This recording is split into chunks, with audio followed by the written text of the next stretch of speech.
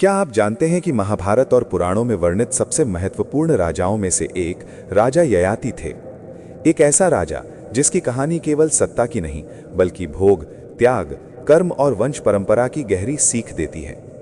आज हम जानेंगे राजा ययाति कौन थे, उनके कितने पुत्र थे, किस पुत्र से कौन सा वंश चला, कौन कौन से महान प्रतापी राजा उन्हीं वंशों से जन्मे और आज के समय में कौन सा वंश सबसे अधिक प्रभावशाली माना जाता है। राजा ययाति कौन थे? राजा ययाति चंद्रवंश के महान सम्राट थे। वे राजा नहुष के पुत्र और पुरु, यदु, तुर्वसु, अनु और द्रुहियु के पिता थे। ययाति का विवाह देवयानी से हुआ था, जो शुक्राचार्य की पुत्री थीं। एक परिस्थिति में राजा ययाति को अकाल वृद्धावस्था का शाप मिला। शाप से मुक्ति के लिए उन्होंने अपने पुत्रों से यौवन मांगा। राजा ययाति के 5 प्रमुख पुत्र थे: यदु, तुर्वसु, अनु, द्रुह्यु और पुरु। इन 5 पुत्रों से भारत के प्रमुख वंशों की नींव पड़ी। सबसे बड़े पुत्र यदु ने पिता को यौवन देने से मना कर दिया। इस कारण राजा ययाति ने यदु को राजगद्दी से वंचित कर दिया। लेकिन आगे चलकर यही यदुवंश भारत का सबसे प्रसिद्ध वंश बना। यदुवंशी से उत्पन्न हुए महान पुरुष: श्री कृष्ण, बलराम, वृष्णि, अंधक और यादव वंश। महाभारत, द्वारका, यादवों की शक्ति सब यदुवंश की देन है। आज के समय में यदुवंशी समाज अहीर या यादव समाज को इसी वंश से जोड़ा जाता है, जो आज भी सामाजिक और राजनीतिक रूप से प्रभावशाली है। तुर्वसु दूसरे पुत्र थे। उनसे तुर्वसु वंश चला। ये वंश मुख्यतः दक्षिण और पश्चिम भारत में फैला। इतिहास में ये वंश उतना प्रसिद्ध नहीं रहा, लेकिन कई क्षत्रिय राजवंशों की जड़ें यहीं से जुड़ी मानी जाती हैं। तीसरे पुत्र अनु से चला अनुवंश। इसी वंश से आगे चलकर मद्र, गांधार और शकुनी जैसे पात्र जुड़े।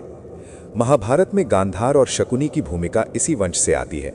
ये वंश रणनीति और राजनीति में निपुण माना गया। द्रुह्यु से द्रुह्यु वंश चला।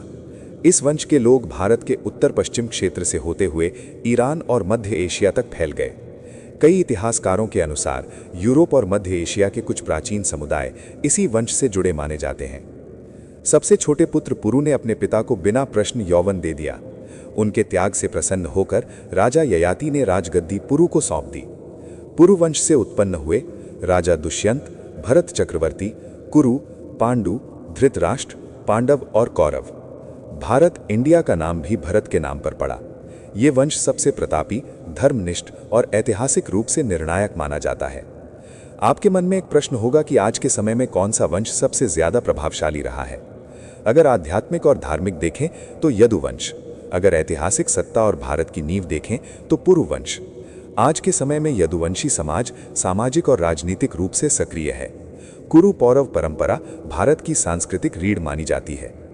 राजा ययाति की सबसे बड़ी सीख: राजा ययाति ने वर्षों तक भोग किया, लेकिन अंत में उन्होंने कहा कि इच्छाएं कभी समाप्त नहीं होती, त्याग ही सच्चा सुख देता है। उन्होंने अंततः सब कुछ त्याग कर वन का मार्ग अपनाया। राजा ययाति की कथा हमें सिखाती है कि वंश नहीं, कर्म महान बनाता है।